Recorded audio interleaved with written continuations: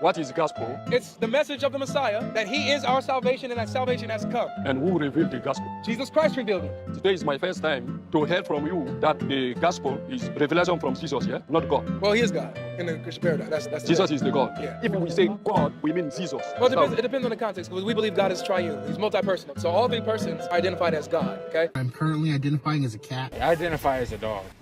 But you believe Jesus can talk to God, God can talk to Jesus? Yeah, I believe that the Father can speak to the Son can speak to the Spirit, and vice versa. They have an eternal fellowship and communion with each other. Jesus is all-knowing. Yep. Father is all-knowing. Yep. They can talk to each other. Yes. About what? They just commune. They just Yeah, love about each what? other. About their love and communion. Yeah, about what? Anything. I don't know. They can talk about whatever they want. Yeah, what they're gonna talk about? God is all-knowing. Jesus also knows everything. Okay? What they're gonna talk about? Anything. Like an example, like what? How they love creation. How they love each other. To say, I love you. I just called to say I love you. Stupid. Sound and logical. I'm here with Avery Austin of God Logic Apologetics. Now, Avery, you're kind of one of the most vocal critics of Islam, which is not necessarily an easy place to be. No. But let's say my friend here clicked on this video, they saw you, and they don't want the fluff, they don't want the niceties, they just want the truth. Yeah. So let's just give it to them. Yeah. Why is Islam false and Christianity true? Okay, so one, I would say that Christianity, let me start with Christianity. Christianity is true because of the evidence of the resurrection of Christ. The Bible says that if Christ didn't rise from the dead, our faith would literally be in vain. There'll be nothing.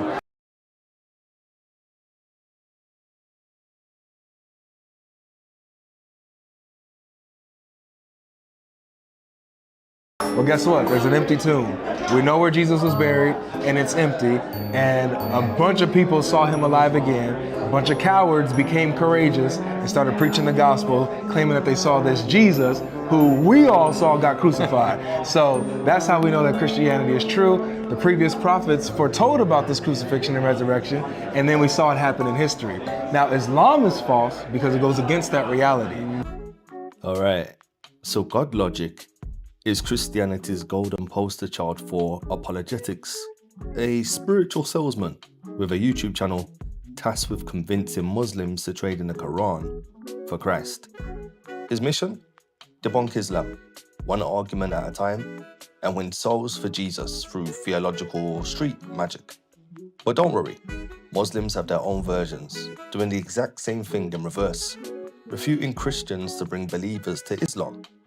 It's less about truth and more about scoreboard conversions. Are these together? Not like that. That's not my argument. Break down how this is a contradiction. Let's go. Can you do me a favor and try to put the square in the triangle? It was at this moment that he knew. Wait, can I try to This is, put the triangle. Look, it still doesn't fit. It still doesn't fit. Stop it. Get some help.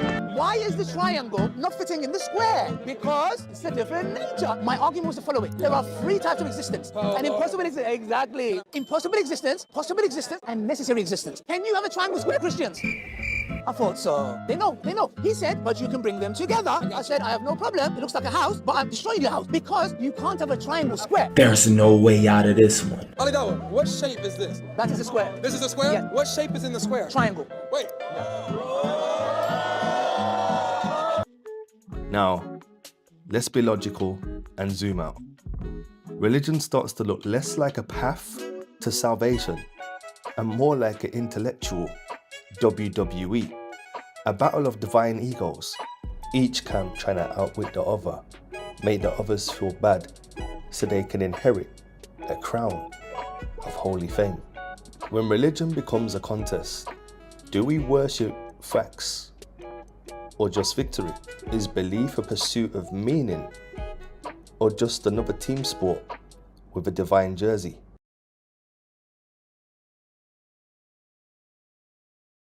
You got homophobia, now you got Islamophobia, right? And so any type of criticism, you'll be labeled an Islamophobe, someone who just hates Muslims if you say I disagree with Islam. And so with Christianity, it's the opposite. In Islam, you have it teaching, hey, if they disagree with the Prophet and Allah, go and kill them, right? Go and fight those who don't believe in Allah or the Messenger. right? And you're not supposed to have any resistance against what the messenger teaches.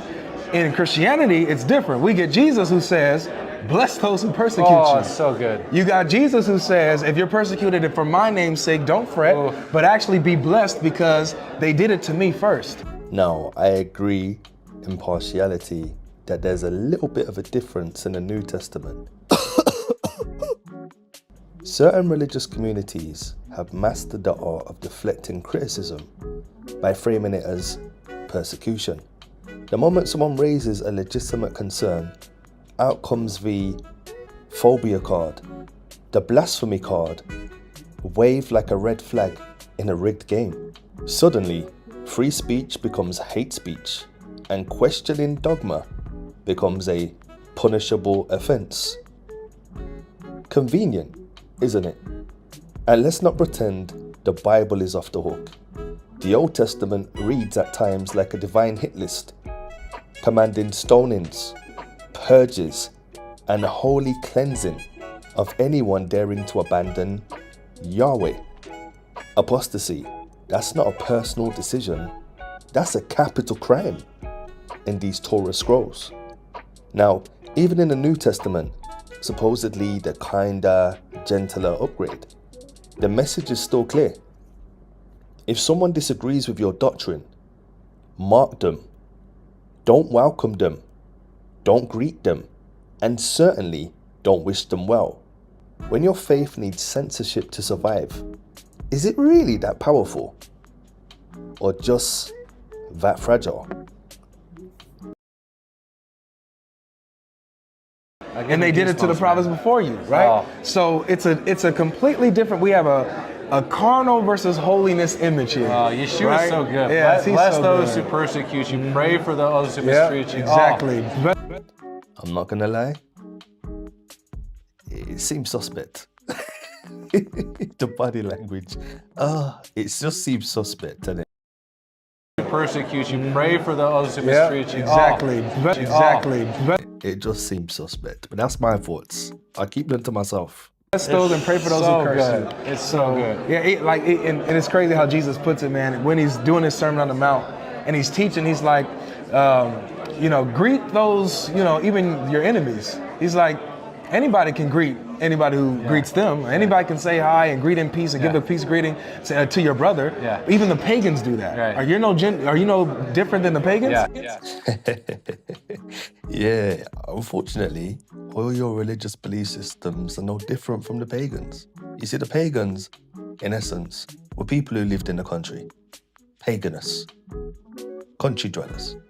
They lived in harmony with nature, with the seasons, with the stars in the heavens and the constellations. They knew what time to harvest. They knew what time to wait for a drought. They knew what time to wait for an increase in water. You see, these people, they were persecuted immensely by Abrahamic religions, who incidentally took their belief systems and sanitized them into Abrahamic frameworks. What do I mean by that? So Passover, the Moses story, never happened. But if you go to Babylon, there's a feast called Akitu, which is where you get the Passover ordinance from. Likewise, in many cultures, spring, or the returning of life after winter, was very renowned. All over the world, you'll see festivities taking place in spring, in cultures that are non-Abrahamic. And incidentally, in Abrahamic cultures, you'll see festivities taking place in and around spring. And you'll also see celebrations taking place in and around winter, where things die and when things come back to life or resurrect. So it's interesting that they have to admit, you guys, are you any different than the pagans? No. No, our Father calls us to be perfect, love perfectly. Right. So in the Islamic world, Jesus is appearing to a lot of people in dreams. Yeah. The church in Iran is exploding. Yeah, but here's the 100%. question. At that same time, there's a lot of people in the Islamic world that are having these existential crises, and they say, you know what, maybe there just is no God. So here's the question. Let's say my friend clicked on this video. Yeah. And this is a common thing, but it comes with all sincerity. When you have those moments where you've been raised in a Christian household, you've been raised in an Islamic household, and you're like, is there even a God? Yeah. What do you do with that? Well, you look. Romans 1 just tells us, look, man, look around you. Everything that we see speaks to the glory of God. Now, what's interesting? War trauma. In times of war and conflict, some seek God. In chaos of war, people crave meaning, hope, and a sense that someone is in control. So, religion offers comfort, community, and the illusion of justice. They're in a better place. God has a plan. In the face of death, many turn to faith, not out of conviction, but emotional necessity. And it's interesting that many people tend to have dreams of Jesus when there's wars.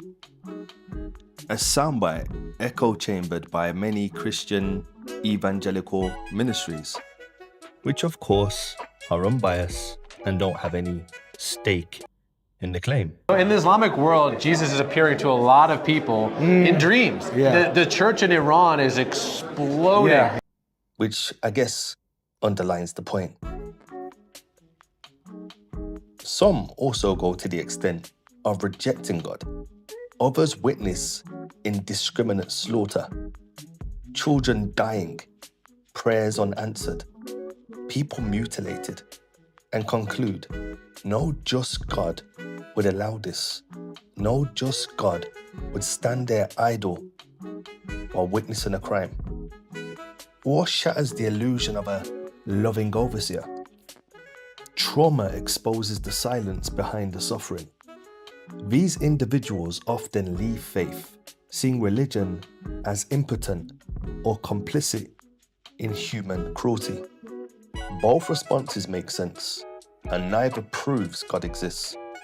Trauma can either push someone into belief or pull them out of it. But emotional reactions aren't evidence. It's a coping mechanism either way.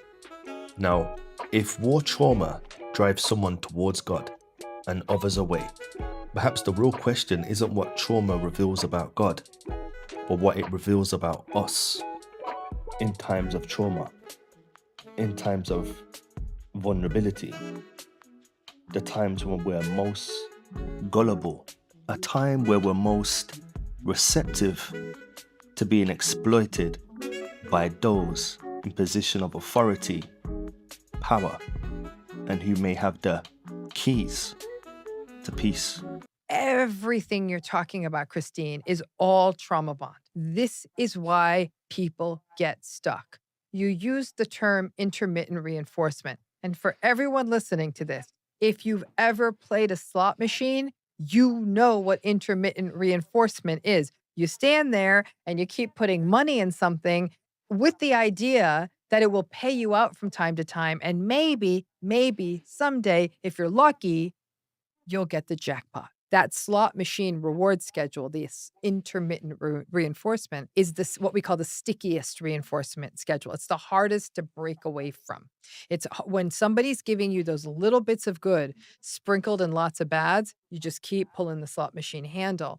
And that right there is the origin of the trauma bond. Yeah, but here's the question. At that same time, there's a lot of people in the Islamic world that are having these existential crises, and they say, you know what, maybe there just is no God.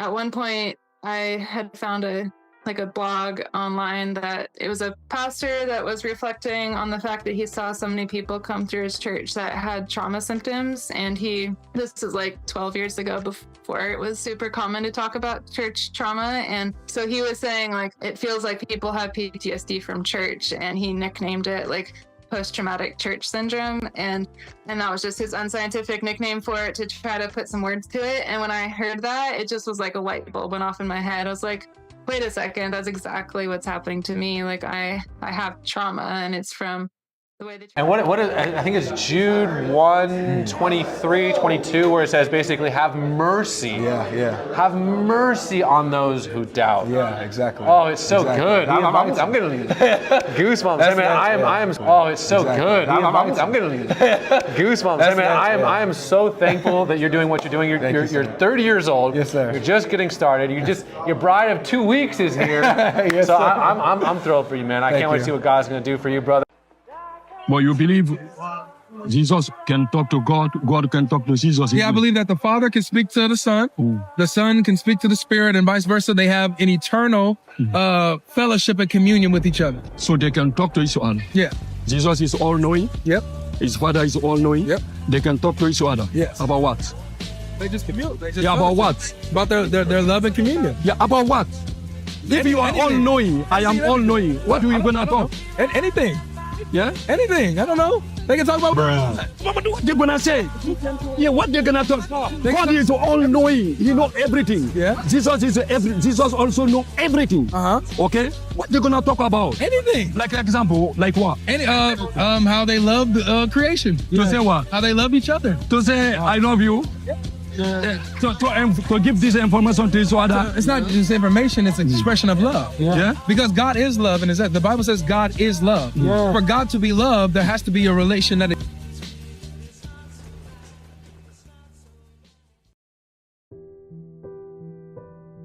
In a world full of religion and division, the simple thing you can be and the simple thing you can do is just be nice, show empathy, be compassionate, and be human. I think I'm a white man. You think? Yeah. No, do you believe? I believe I am a white man. Don't you know that belief is a doubt? How is belief a doubt? Eh? How is belief Because a doubt? you cannot believe something and know it. If Wait, you take... All right. wait, my poor brain, wait. Hang on. I cannot believe it and know it. No. And you can only believe in what you don't know. I like that. You can only believe in what you don't know. You don't know. That's why you have to believe it. Yes. Ah. Now, do you believe in your mother and father? No, I know my mother and father. Yeah.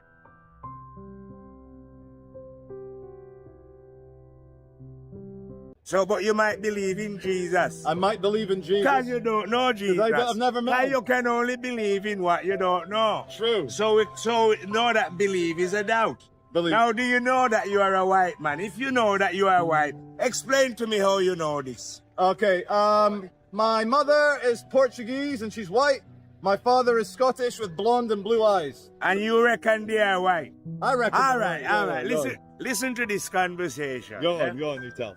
If I get water, yeah, it's quite simple, innit? Yeah. I get a black can, yeah, a white one, yeah, a blue one, and a yellow one, and I fill them with water and seal them. Yeah, okay. When you look, would you see the water? You can't see the water at all. What would you see? Nothing, just the white or the black. You would see the different colors. The different colors. And if you trust those eyes of yours, yeah, you're going to believe that they're different, aren't you? I will believe it. Until you go and fucking taste them. Correct. And what are you going to discover?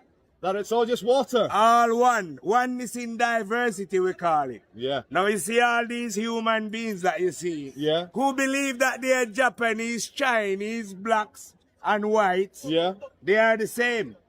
And if you go to any one of them, excuse me, sir, what color is your mind? You see, you hear what he said? He doesn't know what color his mind is. No, go and ask a Japanese, he don't know either. No. Because we are spirits living in different color physical bodies. We are not our bodies. When you look with the eyes, you're not seeing me, you are seeing the body. Just like I tell you, when you look at the tins, you won't see the water, will you? No. When you look at my body and say I'm a black man, that is a program. You was programmed from birth, yeah, to believe that you are blacks and whites. But you fuck all like that. You're just a spirit in a body full of the same stinking shit. Thank you, my friend. When the fear of death fades, so does religion's power to control. Big up, bless up. Think.